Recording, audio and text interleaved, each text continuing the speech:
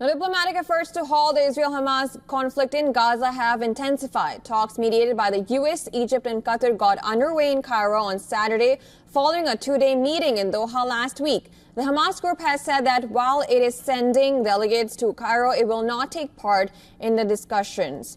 A senior Hamas official said the delegation will only meet with senior Egyptian officials for updates on the negotiations.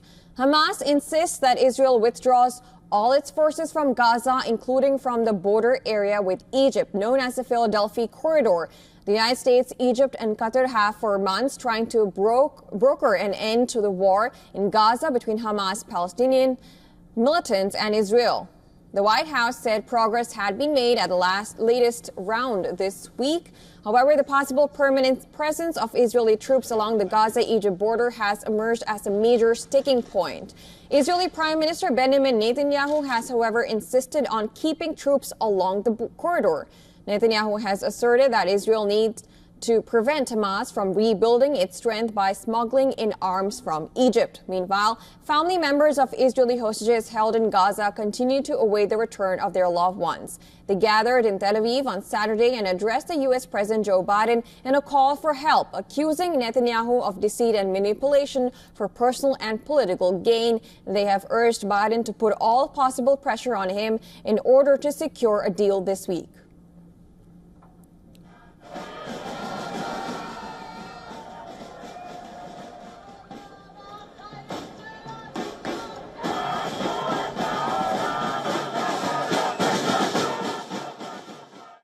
We'd like to address President Biden directly and say, Netanyahu has been systematically torpedoing this deal. You cannot believe a word he says. He will keep lying and deceiving you. He will tell you one thing, then do the opposite, all for his own personal, political, and criminal motives. He will toss a spark of hope your way, then continue with his delays and sabotage, just as he always does. Even as ceasefire talks resume, fighting rages in Gaza. Now, civil defense rescue sources reported ongoing Israeli artillery fire and airstrikes across the Hamas-run territory. In Gaza city of Zaytun neighborhood, gunfire and explosions echoed as Palestinian militants clashed with Israeli soldiers. An overnight strike on a house west of Khan Yunis in southern Gaza killed 11 people, including a woman and 4 children. Gaza's health authorities have reported a devastating toll from the past 24 hours, with 69 lives lost and 212 people injured due to ongoing Israeli military operations. The death toll in Gaza since the outbreak of the conflict in October has crossed 40,000 and over 93,000 have been injured.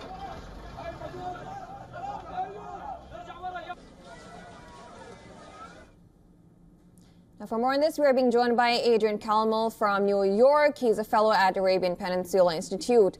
Now, thank you so much for taking our time and joining us today. Thank you for having me. Now, talks have intensified as sticking points remain. U.S. has said they are close, but what do you think on this? It's a great question. I really don't think they're close.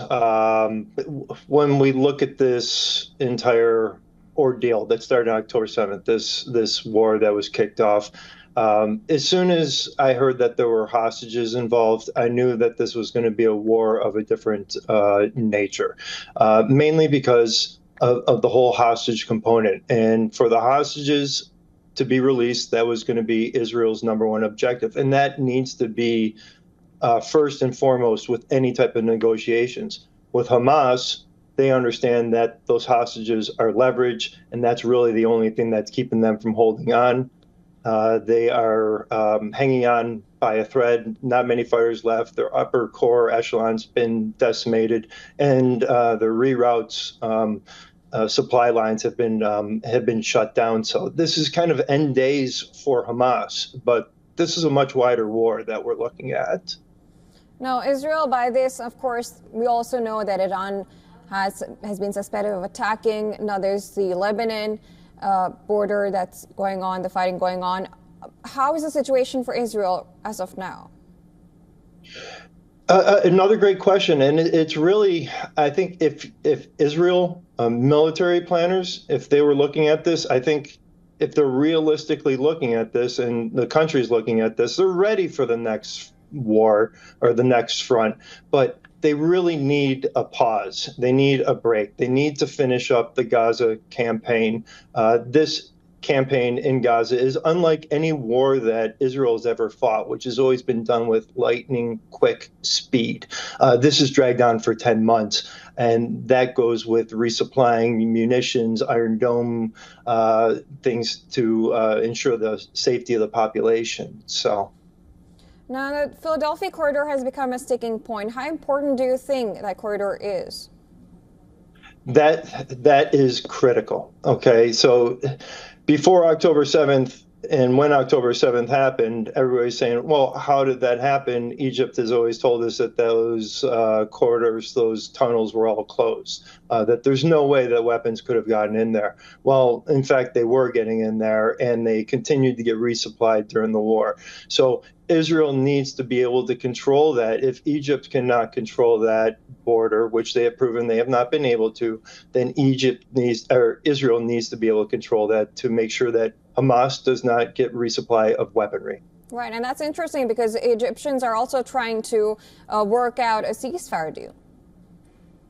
It is interesting, and I think part of it, and you have to take a look at the Egyptian government. You know, they're culpable in part of this. You have to recognize that they knew that this was going on, that there was smuggling, and there's elements that are making money off this. That's what smuggling's all about. So Egypt, I think, is worried about saving face to a certain degree, and there was a lot of struggle over that Philadelphia border between Israel and Egypt, and a lot of contention because I think Egypt didn't want them to see what was actually there. All right. That was Adrian Calmel joining us. Thank you so much for joining us and giving your opinions.